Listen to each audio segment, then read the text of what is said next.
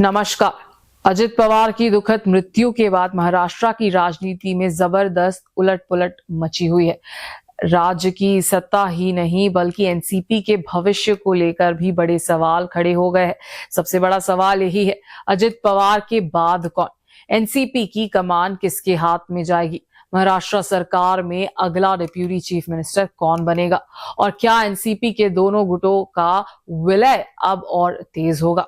इन सभी सवालों के जवाब आज मिलने वाले हैं। आज 31 जनवरी मुंबई में एनसीपी विधायक दल की अहम बैठक बुलाई गई है, जो दोपहर 2 बजे शुरू होगी। ये बैठक देवगिरी बंगलो में होगी, जहां पहले से ही प्रफुल्ल पटेल, सुनील ठाकरे और अन्य वरिष्ठ नेता मौजूद है। खुद सुनेत्रा पवार भी देवगिरी बंगलो में मौजूद है। सूत्रों के मुताबिक इस बैठक में सुनेत्रा पवार को एनसीपी विधायक दल का नेता चुना जा सकता है और इसके बाद शाम 5 बजे उनकी शपथ ग्रहण भी हो सकती है। यानी साफ संकेत है कि सुनेत्रा पवार महाराष्ट्र की अगली डिप्यूटी चीफ मिनिस्टर बन सकती है।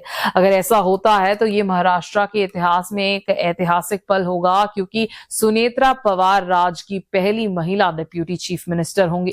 इसी बीच सियासी हलचल और तेज हो गई जब सुनेत्रा पवार ने अजित पवार के पॉलिटिकल सलाहकार नरेश अरोरा को बारामती बुलाया। दोनों के बीच अहम बातचीत हुई, जिसका संदेश आज विधायक दल की बैठक में रखा जाएगा। वहीं दूसरी तरफ प्रफुल्ल पटेल, सुनील ठाकरे और छगन भुजबल चीफ मिनिस्टर देवेंद्र फडणवीस से मिले। इस मुलाकात में मांग रखी गई कि अजित पवार के पास रहे सभी अहम विभाग एनसीपी कोटा में ही रहेंगे। इन विभागों में शामिल है फाइनेंस मिनिस्ट्री, एक्साइज, योजना विभाग, खेल और युवा कल्याण और अल्पसंख्यक विकास विभाग। चीफ मिनिस्टर फडणवीस ने भरोसा दिलाया है कि ये सभी विभाग एनसीपी के पास ही रहेंगे और deputy chief minister Eknath Shinde ने भी इस पर कोई आपत्ति नहीं जताई है।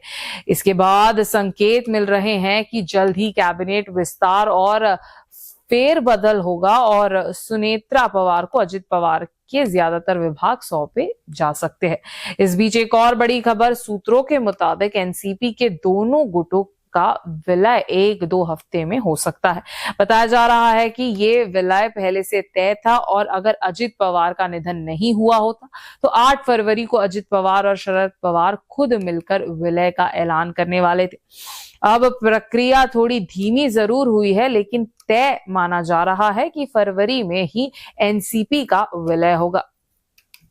यही वजह है कि हर बड़े फैसले में शरद पवार की भूमिका सबसे अहम मानी जा रही है। एनसीपी अजित गुट के नेताओं ने साफ कहा है कि उनकी पहली और आखिरी पसंद सुनेत्रा पवार ही है। कुल मिलाकर तस्वीर साफ है, डिप्यूटी सीएम का पद हो या पार्टी की कमान, सत्ता की कुर्सी पवार परिवार के पास ही रहने वाली है, क्योंकि एनसीपी का नेतृत्व, पहचान और पॉलिटिकल आधार आज भी पवार सरनेम से ही जुड़ा हुआ है।